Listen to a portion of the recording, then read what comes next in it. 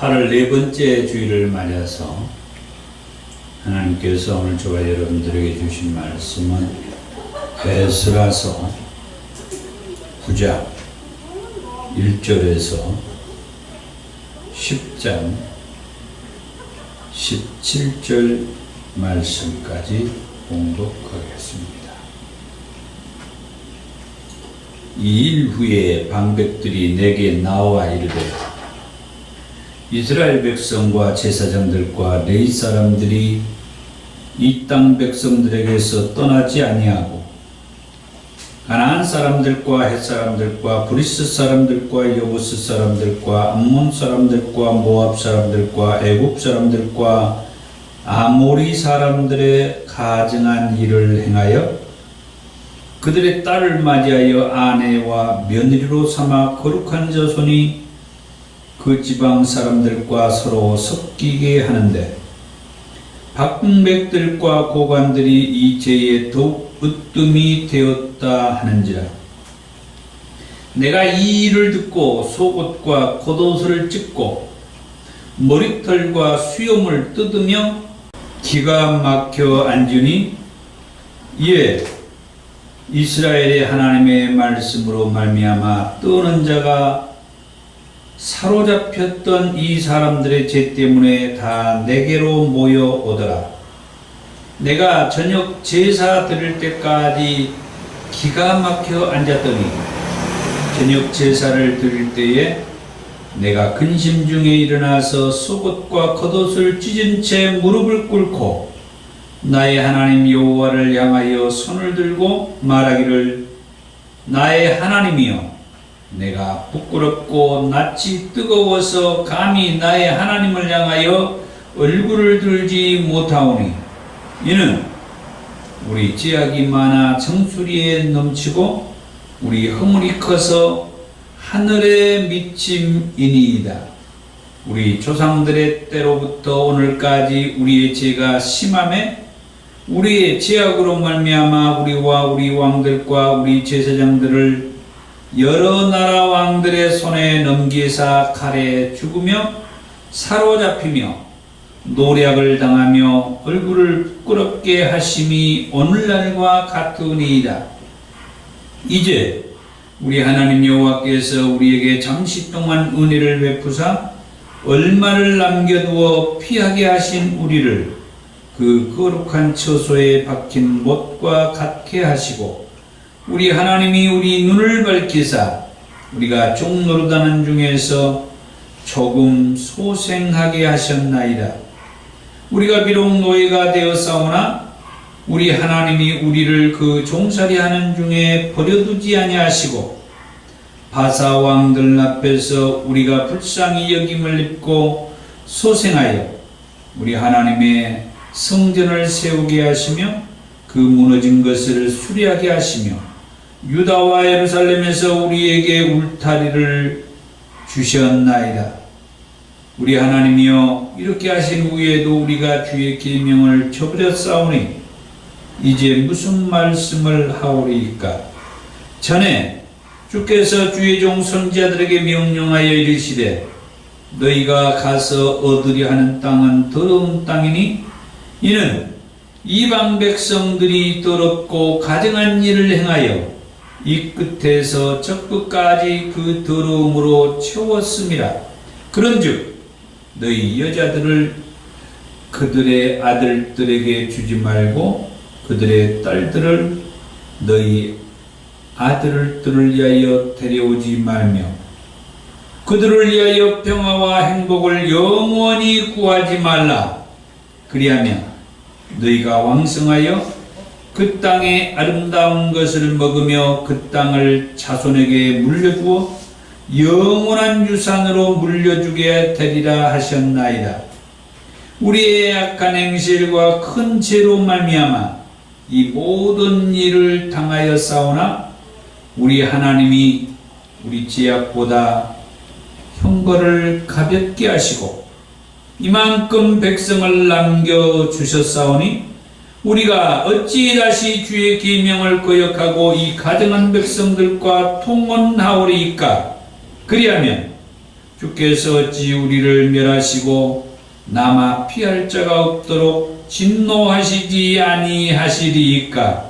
이스라엘의 하나님 여호와여, 주는 의로우시니 우리가 남아 피한 것이 오늘날과 같사옵거늘 도리어 주께 범죄하였사오니 이로 말미암아 주 앞에 한 사람도 감히 서지 못하겠나이다 하니라.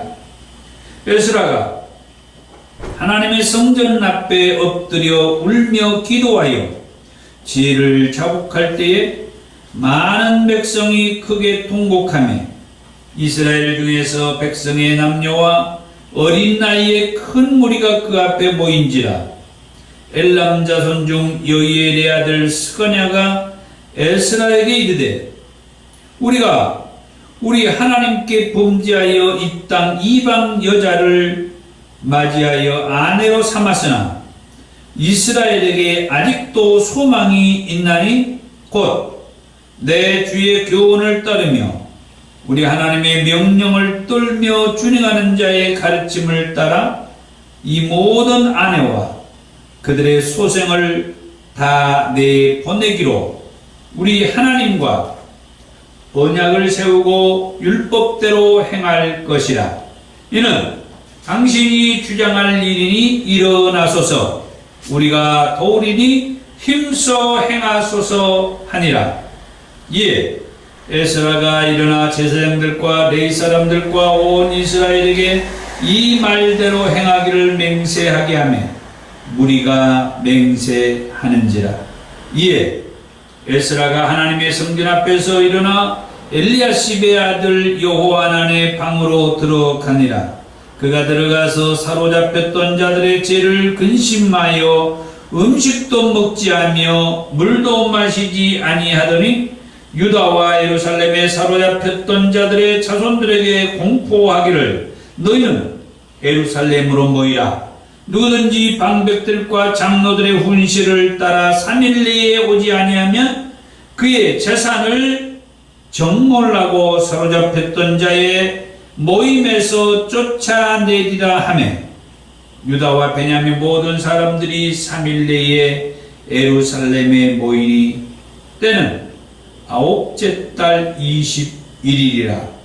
무리가 하나님의 성전 앞 광장에 앉아서 이 일과 큰 빛 때문에 떨고 있더니 제사장 에스라가 일어나 그들에게 이르되 너희가 범죄하여 이방 여자를 아내로 삼아 이스라엘의 죄를 더하게 하였으니 이제 너희 조상들의 하나님 앞에서 죄를 자복하고 그의 뜻대로 행하여 그 지방 사람들과 이방 여인을 끊어버리라 하니 모든 회중이 큰 소리로 대답하여 이르되 당신의 말씀대로 우리가 마땅히 행할 것이니이다. 그러나 백성이 많고 또 큰 비가 내리는 때니 능히 밖에 서지 못할 것이요 우리가 이 일로 크게 범죄하였은즉 하루 이틀에 할 일이 아니오니 이제 온 회중을 위하여 우리의 방백들을 세우고 우리 모든 성읍에 이방 여자에게 장가든 자는 다 기한에 각 고을의 장로들과 재판장과 함께 오게 하여 이 일로 인한 우리 하나님의 진노가 우리에게서 떠나게 하소서 하나 오직 아사엘의 아들 요나단과 디가의 아들 아시야가 일어나 그 일을 반대하고 무슬람과 레위 사람 10부대가 그들을 돕더라. 사로잡혔던 자들의 자손이 그대로 한지라. 제사장 에스라가 그 종족을 따라 각각 지명된 족장들 몇 사람을 선임하고 10째 달 초하루에 앉아 그 일을 조사하여 첫째 달 초하루에 이르러 이방 여인을 아내로 맞이한 자의 일을 조사하기를 마치니라. 아멘.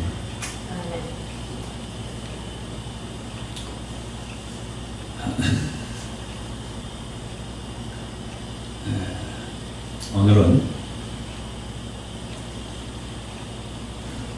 통설의 중요성이라고 하는 그 제목으로 말씀을 하고자 합니다.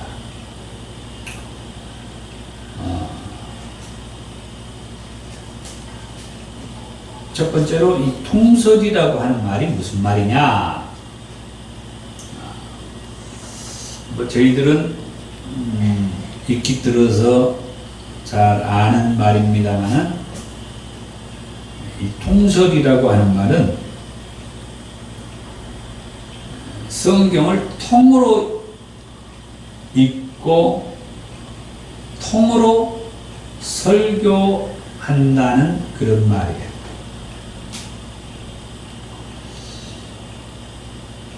성경을 대다수 어떻게 보면 모든 교회에서 통으로 읽고 통으로 설교하는 일은 없었습니다. 하지 않고 있죠.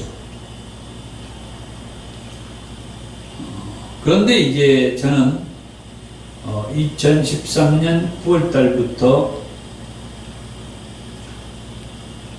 한 주에 성경 한 권을 통으로 읽고 통으로 설교하는 일을 시작해서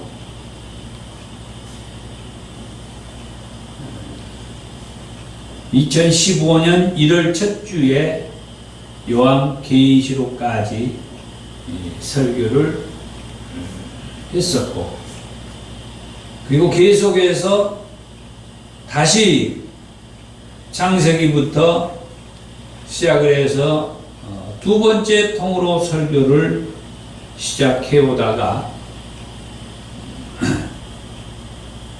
캠코더가 고장도 나고 또 다른 이유로 인해서 이 통으로 설교하는 일을 스톱했죠. 그러다가 이제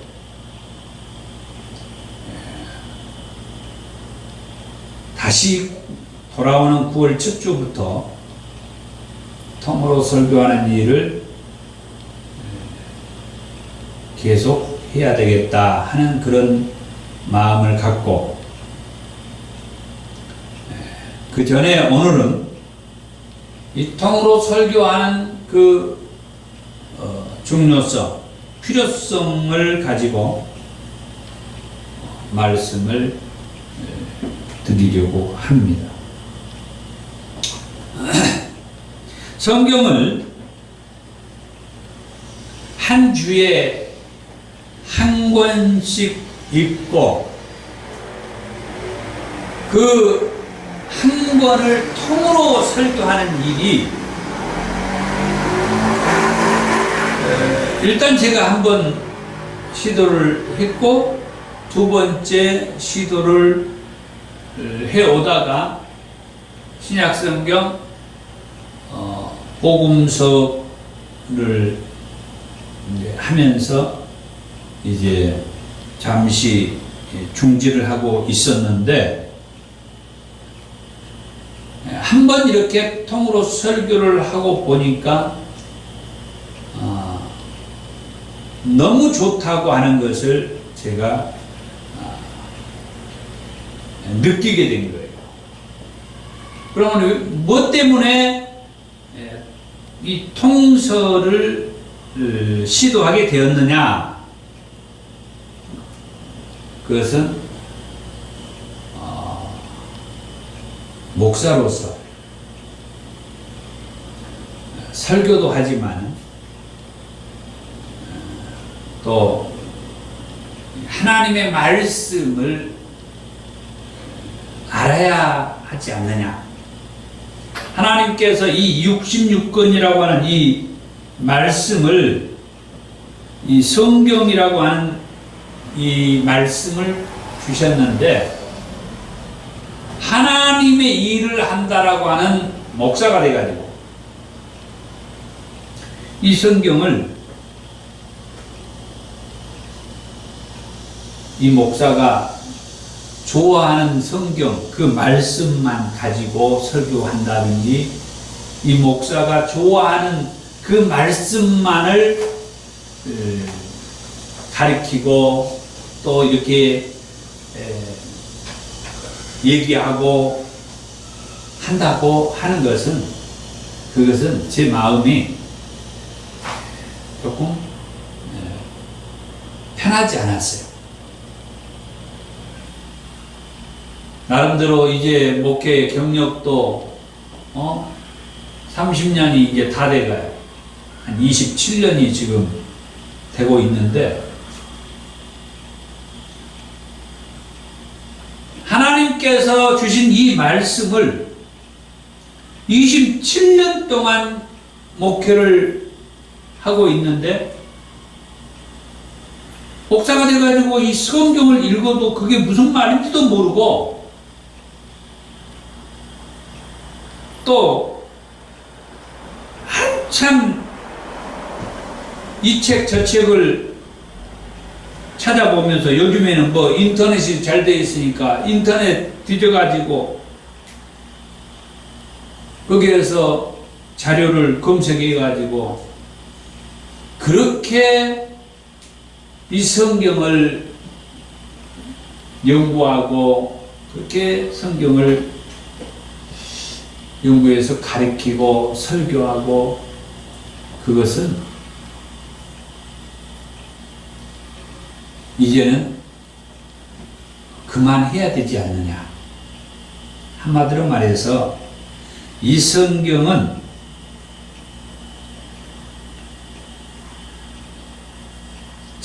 1600년에 걸쳐서 기록을 했다라고 하고 지금까지 이 성경이 그대로 지속되고 있는데 우리는 이 성경을 너무 공부를 하지를 않고 연구하지를 않아. 그래가지고 읽으면서도 무슨 말인지도 모르는 그런 식으로 신앙생활하고 목회를 하고 이것이 안 맞다. 그래서 할 수 있는 대로 최선을 다해서 이 성경을 전체적으로 깨트려 보자. 그런 마음을 가지고 물론 큰 틀에서 그동안에는 자그마한 말씀을 가지고 자그마한 본문을 가지고 설교하고 이렇게 해왔는데 그러다 보니까 여전히 성경을 펼치면은 그 말씀이 무엇을 말하는지 여기에서 주어가 누군지 목적이 무엇인지 그것을 구분하지 못하고 정리하지 못하는 경우가 여전하더라는 거죠. 그래서 이렇게 해가지고는 안 되겠다. 창세기에서 요한계시록까지 큰 틀에서 하나님께서 무엇을 말씀하고 싶었는지, 왜 하나님께서 아브라함을 부르셨는지, 왜 이스라엘 백성들이 애굽에서 430년 동안 종생활을 해야만 했는지, 그리고 그 이스라엘 백성들을 애굽에서 불러내갖고 약속의 땅 가나안으로 들어가서 살게 했는지, 그리고 약속의 땅 가나안에는 일명 그 땅에서 살고 있는 원주민들이 있는데 그들을 죽이고 내쫓고 하면서 하나님은 이 이스라엘 백성들을 그 약속의 땅에 들어가서 살게 한다는 거예요. 왜 하나님께서는 그 땅에 살고 있는 사람들을 죽이고 내쫓으면서 이스라엘 백성들을 그 땅에 들어가서 살게 하는지, 왜 하나님이 이런 하나님인지, 이스라엘 백성들이 오늘도 말씀을 보면 정말 말 안 들어요. 그렇게 그렇게 하나님께서 말씀해 준 선지자들의 그 말을 듣지 않고 거역하면서 그렇게 살고 있는데, 그 이스라엘 백성들의 그들을 위해서 하나님은 구원자 되시는 예수 그리스도를 보내주시겠다. 그래서 아무 죄도 없는 예수를 십자가에서 피 흘려 죽게 하고, 그러면서 그 예수를 믿으면 죄가 용서받고 사함받고 구원받는다. 예수 믿어라, 예수 믿어라. 또 그렇게 어떤 목사님께서 목회를 하는데 그 교회에 머리가 똑똑한 젊은이가 서울대학교를 합격을 하고 한 학기 공부한 다음에 방학 때 와가지고 목사님한테 질문을 하더래요. 목사님, 왜 예수의 피가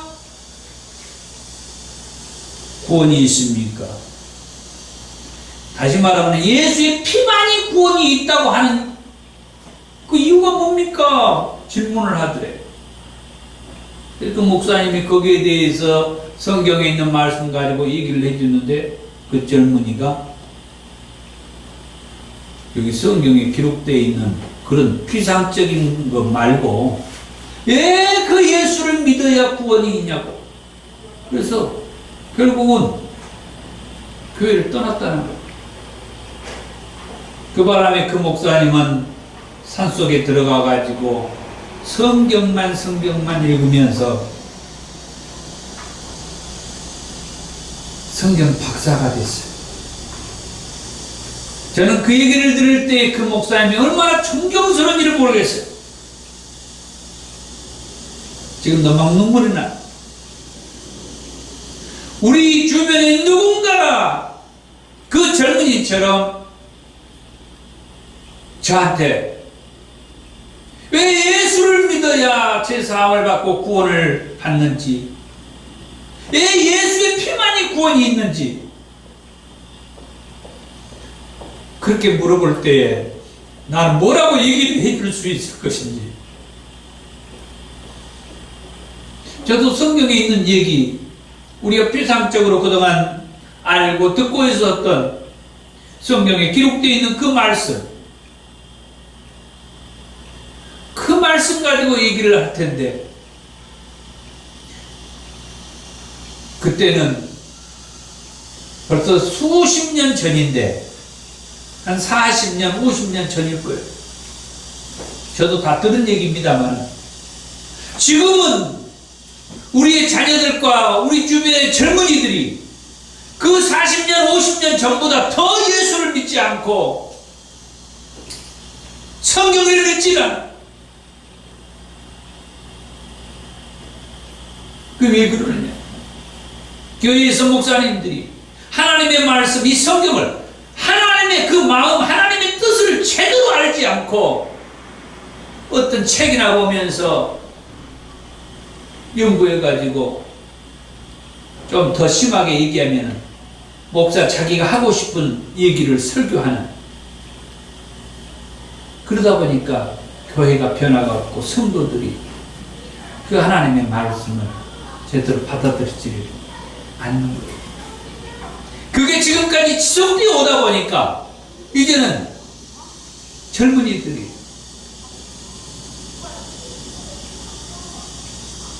예배를 제대로 드리지 않고 교회를 멀리하게 되고. 그런데 오늘 제가 본문으로 읽었던 이 에스라서의 이 말씀을, 이렇게 긴 내용을 제가 다 본문으로 삼았는데, 사실은 느헤미야 말씀도 제가 본문으로 지금 삼으려고 했어요. 이 말씀을 보면 에스라가 누굽니까? 에스라가 성경의 학사라고 해요. 다시 말하면 그때 당시에 이 성경인 모세오경 율법의 학사.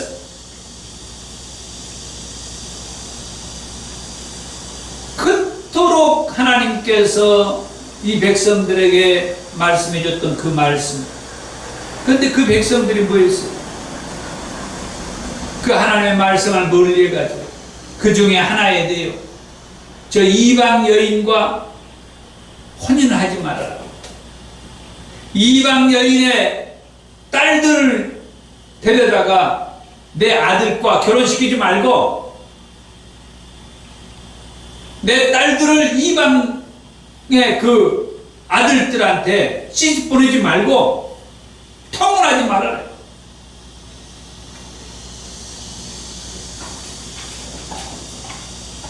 그런데 결국은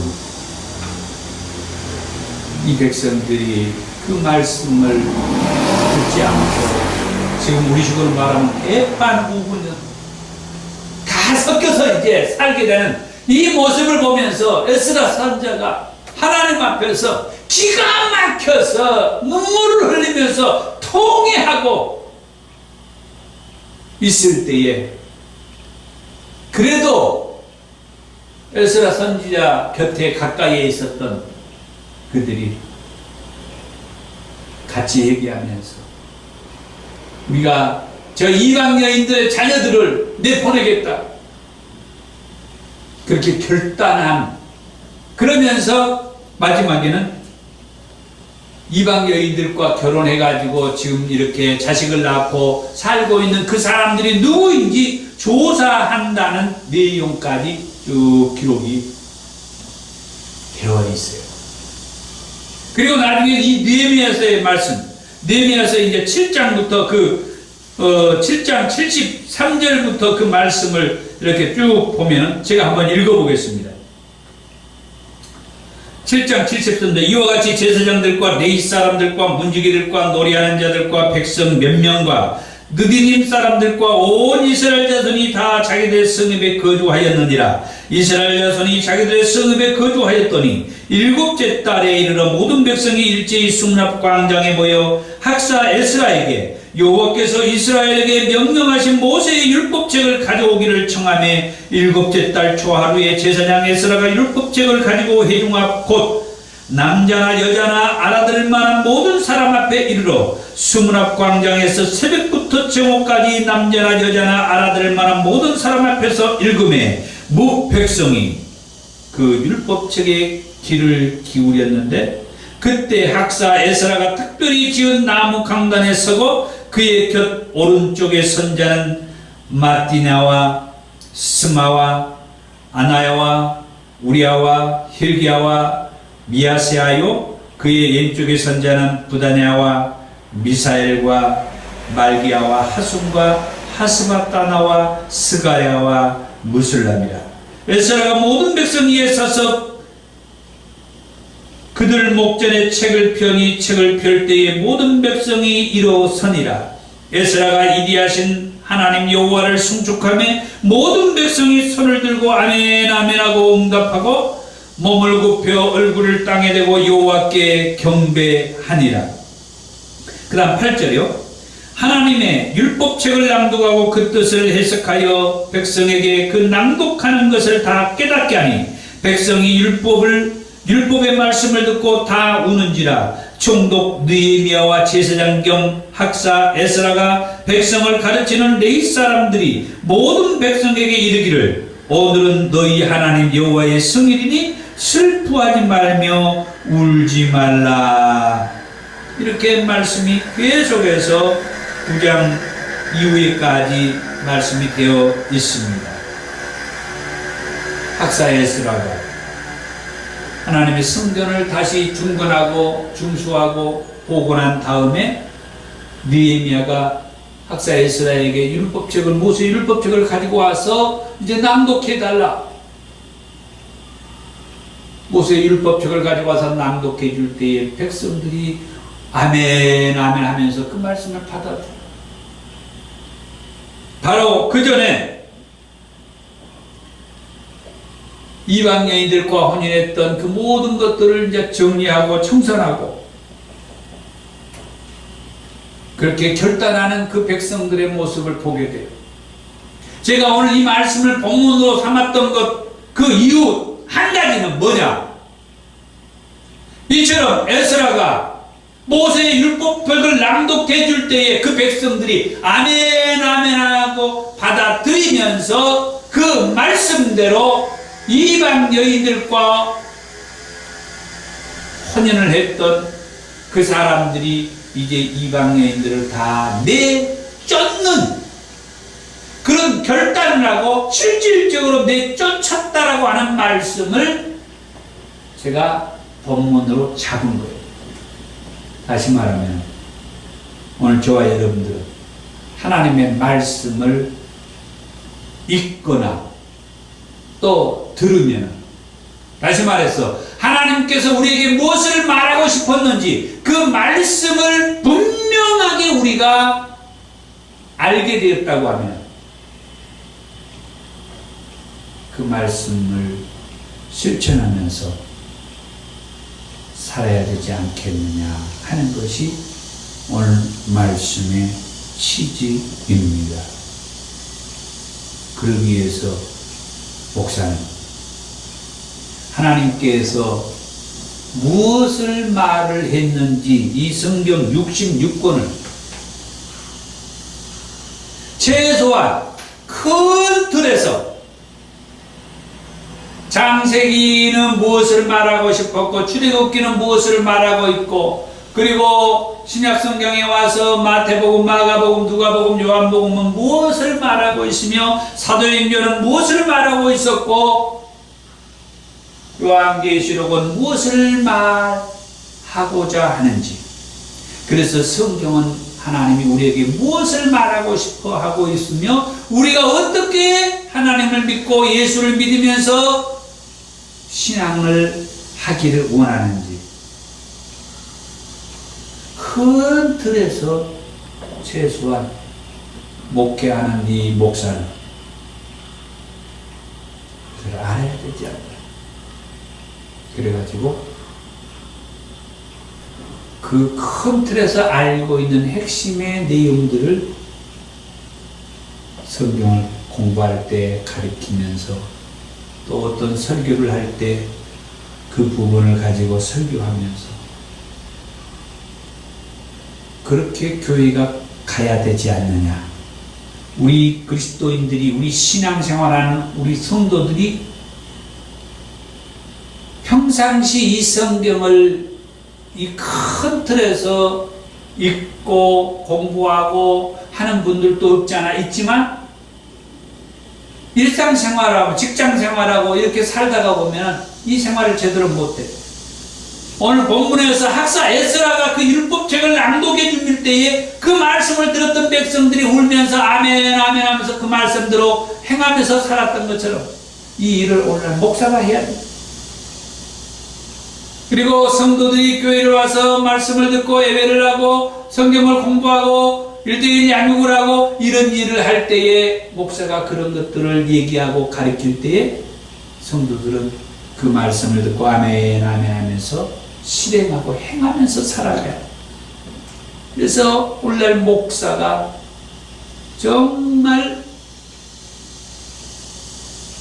성경을 이 통으로 읽고 이 성경을 통으로